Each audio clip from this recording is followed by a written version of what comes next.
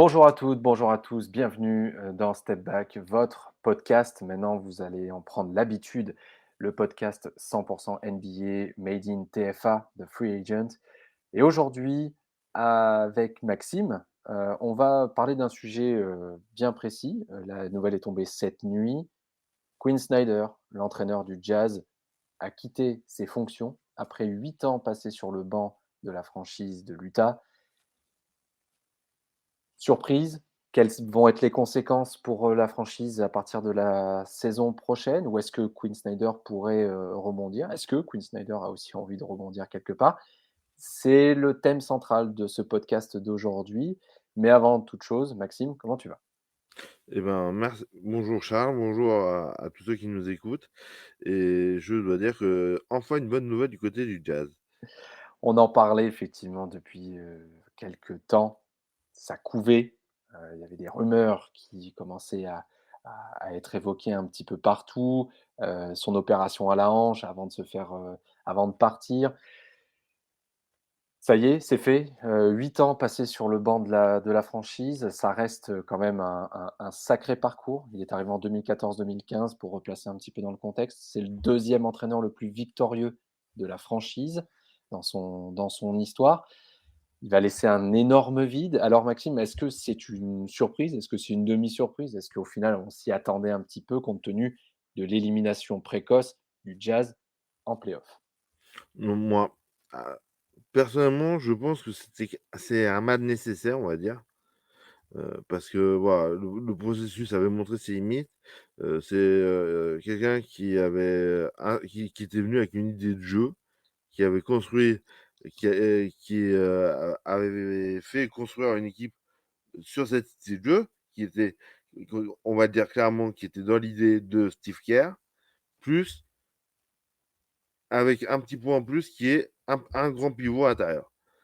Sauf que, ben, force est de constater que même si l'année dernière, ils sont premiers de la saison régulière, en playoff, ça ne marche pas, c'est des échecs à répétition. Et Effectivement, quand on pourtant, regarde le l'année dernière, ils ont 3 All-Stars. Bon. Exactement.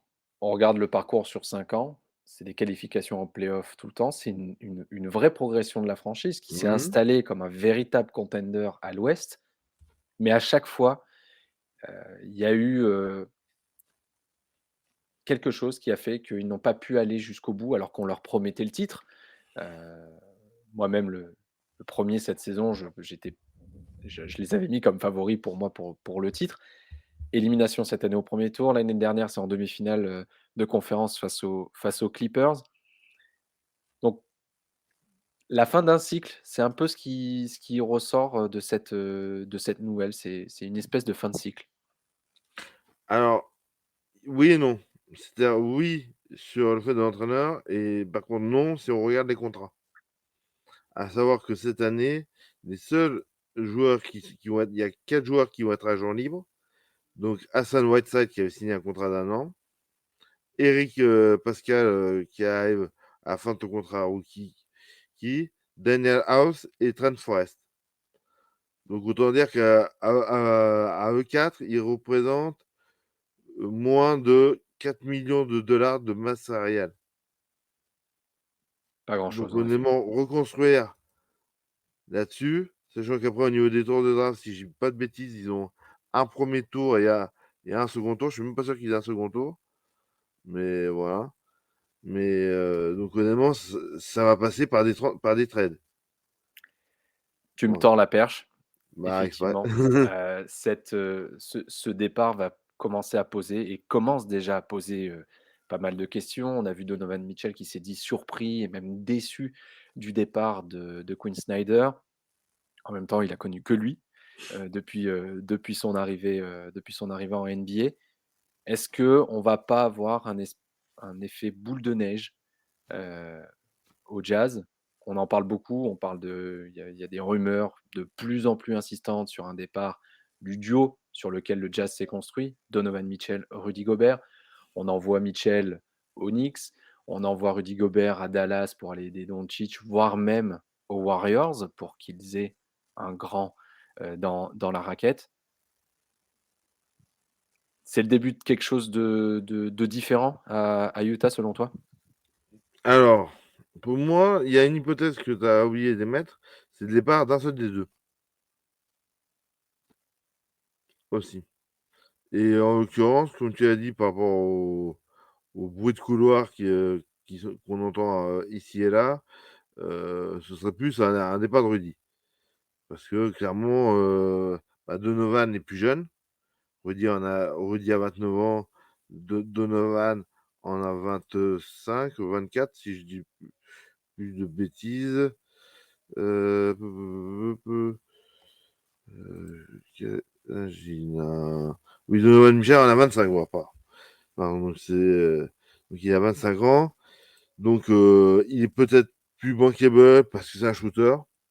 Rudy, c'est un défenseur. Il a été catégorisé comme défenseur. Et Quinn Snyder a fait de lui peut-être le meilleur défenseur de tous les temps. Mais à 29 ans, pour lui, je pense que le mieux, c'est soit de partir, soit de tomber sur un entraîneur qui le fasse montrer qu'il est capable d'être à un niveau, comme je pense à titre personnel, qui va faire hurler beaucoup de nos auditeurs, d'un Jokic ou d'un Embiid. Je pense qu'il y a, quand on le voit dans ses practices, ou dans ses entraînements, on voit qu'il a clairement un shoot. Sauf que vu comme il a que 5 ou 6 tirs par match, ben, effectivement, en principe, il les marque pas. C'est pas Embiid qui en prend 30, 20 ou 30 par match, où c'est plus facile dans ce cas-là d'en marquer. Donc, voilà. Donc, je pense que à ce niveau-là, personnellement, je souhaite que Rudy parte ou autre. Et Golden State serait parfait parce que Steve Kerr, je pense, attend un joueur comme lui. Après, voilà, après, il y a un contrat. Et ça, Il y a un c'est contrat. Il y a un contrat et Donovan Mitchell, si on pense à lui aussi, il a un gros contrat. Il a c'est ça. re-signé 5 ans en 2020, il lui reste 4 ans, dont une dernière année en option pour lui. C'est un Mmh. très gros contrat. Hem, 1 si on part un petit peu dans les stats, 1 joueur depuis Allen Iverson, pardon, à compiler au moins 20 points, à chacune de ses 5 premières saisons en NBA. C'est dire le potentiel, pourtant c'est un milieu de 1er tour, pas forcément quelqu'un qu'on attendait à pareille fête. Aujourd'hui, c'est le cas, c'était lui le meneur, c'était le leader au scoring de cette équipe. Le Jazz s'était dit agressif pour, construire quelque chose en vue de l'année prochaine. Le départ de Quinn Snyder, est-ce que ça va pas justement modifier cet état d'esprit? Modifier la volonté de cette équipe d'apporter des nouvelles, pièces au puzzle autour justement de Donovan Mitchell et de Rudy Gobert? Toi, tu parles plutôt d'un départ de l'un des 2 Mmh. plutôt que des 2. Moi, j'aurais plutôt tendance à penser que ça va avoir une influence sur ces 2 joueurs. Ces 2 joueurs, ils ont construit quelque chose avec Quinn Snyder. Ils ont construit une relation, ils ont Mmh. construit une relation de confiance avec lui. On ne sait pas qui va être nommé à la place de Snyder. Il y a déjà des noms, on en parlera. Mais ça pour moi, ça va avoir une incidence. Ah oui, non, mais je suis entièrement d'accord avec toi. Après, c'est le jeu. D'ailleurs, c'est mon leitmotiv, le jeu, le jeu, le jeu. Et Quinn Snyder, c'est enfermé, c'est emmuré même dans un dogme, le dogme du tir à 3 points et de la défense, individuelle plus Rudy. Voilà. Il s'est enfermé sur je veux dire, c'est pour ceux pour faire un parallèle, avec, un film très connu qui s'appelle Le Stratège ou Moneyball en baseball, dans les statistiques en disant: «Si on tire à plus de 38 à 3 points, on gagne le match» et en parallèle et si on prend moins de 101 points. Voilà, voilà, c'est en gros, je suis pas un point après, mais voilà. C'était ces 2 leitmotifs et force est de constater que ça a été un échec. Ça Moi, en partie. Voilà, je modérerai mon propos. oui, voilà, ça a été un échec puisqu'il n'y a pas de titre NBA. Maintenant, Utah s'est quand même installé pendant 5 ans en tête on va dire dans le quintet de tête de la conférence Ouest, dans une conférence Ouest qui était quand même réputée extrêmement concurrentielle. Effectivement, il y a, il est mort avec ses idées, on va dire. Hem, un nouveau souffle peut faire du bien aussi. Effectivement, une autre vision du jeu, une autre manière de faire, une autre manière sans doute aussi, on l'a souvent répété, on a souvent été, interloqués par la manière dont, Quinn Snyder utilisait Rudy Gobert dans la raquette en vraiment avec très peu au final avec très peu de shoot, même des lay-ups faciles, hein, des lay-ups sous le panier. Hem, il y aura peut-être quelque chose avec les noms qui sont sortis. Alors c'est une première liste de noms. On parle, de Johnny Bryan qui est le coach assistant des Knicks. On parle bien entendu de l'assistant actuel de, du Jazz, donc Alex Jensen, l'ancien entraîneur des Blazers qui revient un petit peu partout, hein, Terry Stotts, l'assistant des Celtics, Will Hardy et enfin l'assistant des, Raptors, Adrian Griffin. Cette liste, elle provient de nos amis de chez, The Athletic. C'est une première liste. Évidemment, Terry Stotts revient absolument partout. Hem, est-ce que selon toi un une nouvelle manière de voir le jeu et le basket peut faire du bien à cette franchise, à condition, je pose une condition, que Donovan et Rudy restent? Le problème, c'est sont-ils le problème, c'est le vestiaire. Parce que c'est ça, parce que l'effet Udoka que l'on voit actuellement, pour faire le parallèle, du côté de Boston, un entraîneur nouveau, frais, qui arrive, qui a des idées, qui arrive en finale et pour l'instant, on est à un partout, mais on enregistre ce ce ce podcast. Heu, est-ce que dans le vestiaire, Rudy et Donovan sont capables de changer leur prisme, justement, eux qui ont été formatés, par Quinn Snyder, est-ce qu'ils sont capables ensemble de rester de changer leur prisme, en même temps et d'aligner enfin les planètes? Et personnellement, j'ai un gros doute et ça, peu importe l'entraîneur. Si l'entraîneur arrive et que les joueurs ne répondent pas, j'ai à un moment donné, ceux qui sont sur le terrain, c'est les joueurs. Mmh. Ah bien sûr, il faut l'adhésion du vestiaire. Ça c'est Voilà, ça il c'est faut une aller dans le certitude. vestiaire. On sait très bien qu'il y a Joe Ingles qui va revenir de blessure, donc il va revenir, parce qu'il était en fin de contrat. Bon, on va pas refaire le pitch, il il y a eu un petit jeu de dominos, pour faire partir, puis pour le faire revenir cet été. Parce que lui clairement, c'est un des ciments de l'équipe et je pense qu'il a manqué beaucoup dans le vestiaire, en playoff cette année. Voilà, parce que McConnell est trop effacé, parce que Bogdanovic est trop irrégulier, parce que Hassan Whiteside, n'a jamais su défendre et pourtant pour moi c'était une bonne pioche. Parce qu'un Rudy Gay, on a fait signer un contrat de 3 ans à un joueur de 35 ans, c'est particulier, voilà. Donc, honnêtement, je suis, par rapport à l'entraîneur pour revenir au nom, faut jamais oublier que c'est Danny Ainge, maintenant, qui est au board. Donc celui qui a fait les Celtics, qui a laissé sa place à Brad Stevens, qui lui-même a laissé sa place à Udoka. Donc et qui a aussi un certain Dwayne Wade qui est associé aussi, qui a pris des parts minoritaires et qui a une vision du jeu aussi, qui est à l'école Pat Riley, Spoelstra. Ouais. Donc c'est pour ça. Honnêtement, j'aime pas faire de la comment ça s'appelle? De ma Madame Irma. On est obligé un peu de la faire, mais je m'en tiens aux faits. Voilà.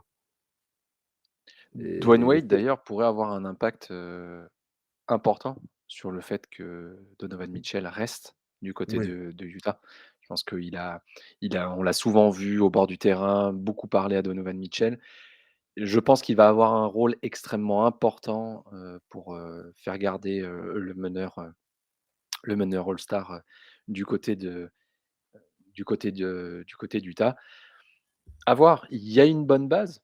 On peut pas dire que côté Utah, ce soit non plus, la Bérésina, dans en termes d'effectifs. Ils ont une excellente base. Maintenant, effectivement, va falloir sans doute trouver une nouvelle manière de jouer, apporter des nouvelles pièces. Il y en aura, hein, il y aura des agents libres, il y aura sans doute de quoi faire, pour apporter du supporting cast à à Donovan Mitchell et Rudy Gobert. Peut-être apporter aussi des joueurs un peu plus jeunes aussi. Tu parlais de Joe Ingles ou de Whiteside, on ne parle pas non plus de joueurs de deuxième ou troisième année. Il y a peut-être de ça aussi. À voir. Le prochain qui s'assoira sur le banc du Jazz aura beaucoup de travail, à n'en pas douter. mais plus qu'entraîneur, ça va être le front office. Ouais, aussi, ah bien sûr, le front office a là, Parce que l'entraîneur comme en NBA, contrairement à ce qui peut se passer dans certains sports en Europe, suivez mon regard, l'entraîneur a très peu de mots à dire. Soit on est à l'école Popovich ou Spoelstra, où là, on a, des gens qui sont installés, voilà, une structure, une legacy, où là, voilà, ce sont les entraîneurs qui ont le pas, soit comme dans la 80 des franchises, c'est le front office, les propriétaires. Là, on sait que ils vont arriver avec des uniformes, dignes de pour faire des travaux publics l'année prochaine.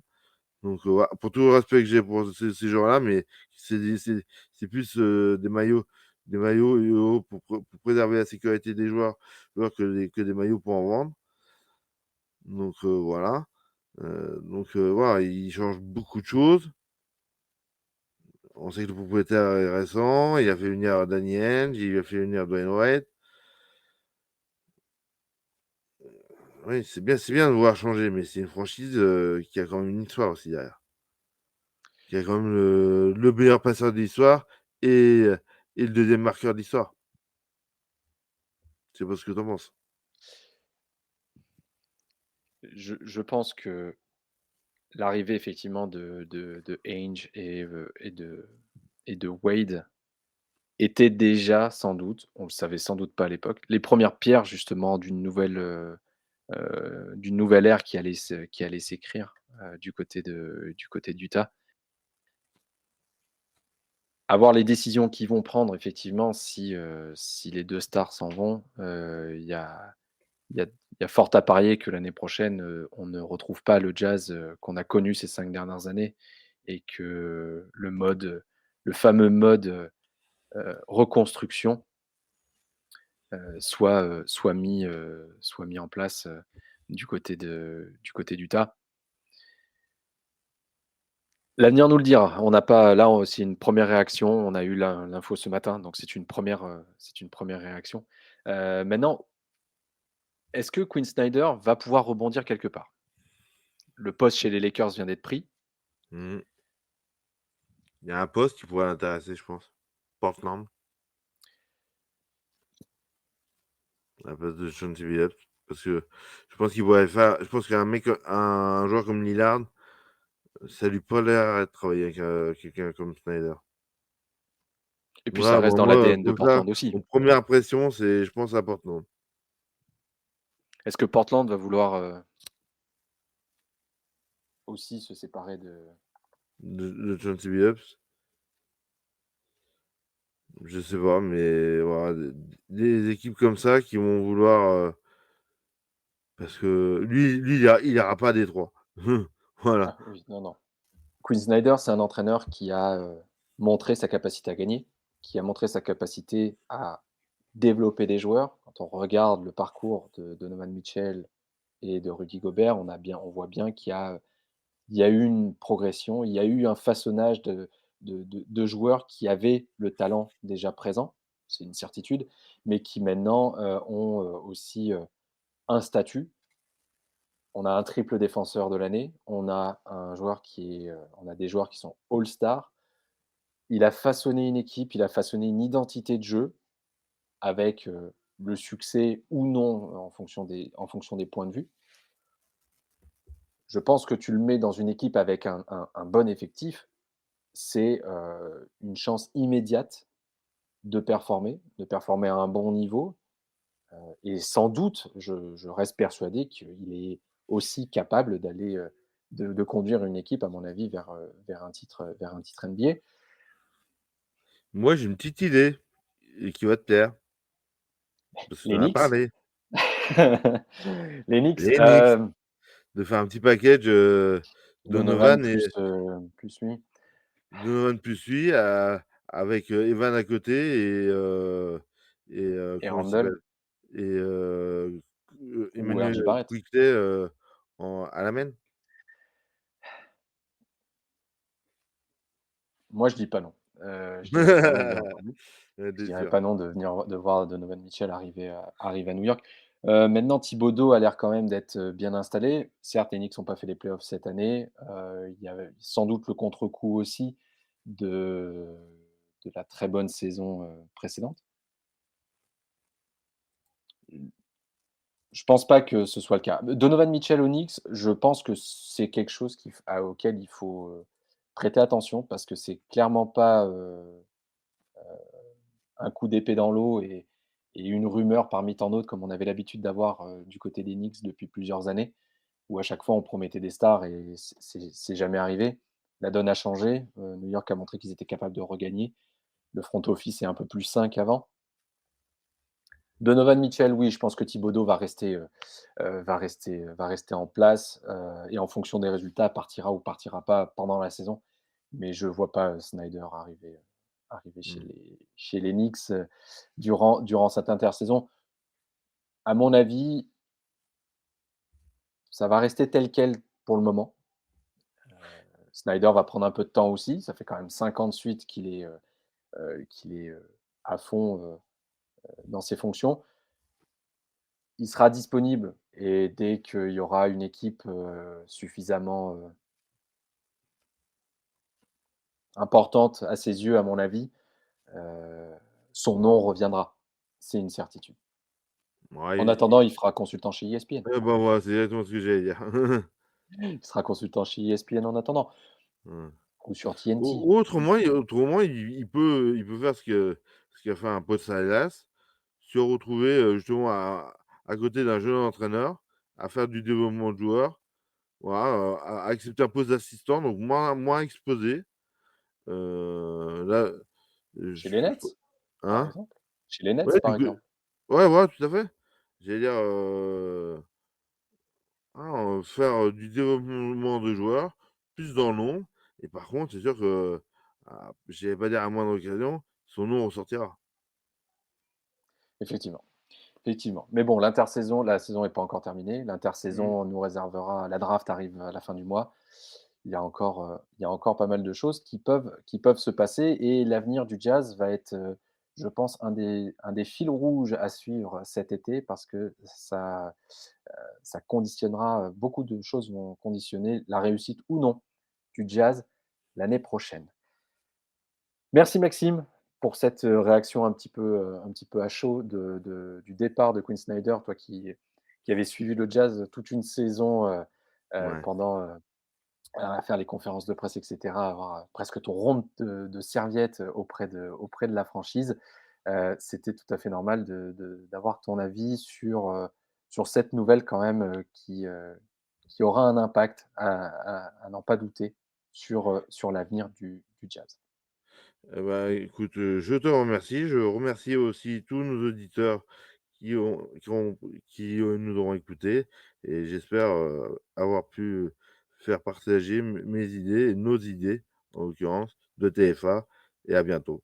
Exactement. Vous pouvez retrouver le podcast, bien entendu, sur toutes les plateformes de, streaming Apple, Spotify et n'hésitez pas à mettre un petit commentaire, les petites étoiles qui vont bien pour continuer de faire progresser ce podcast. On se retrouve très vite pour un nouvel épisode de Step Back, en podcast et on vous souhaite à tous une excellente fin de journée. À très vite.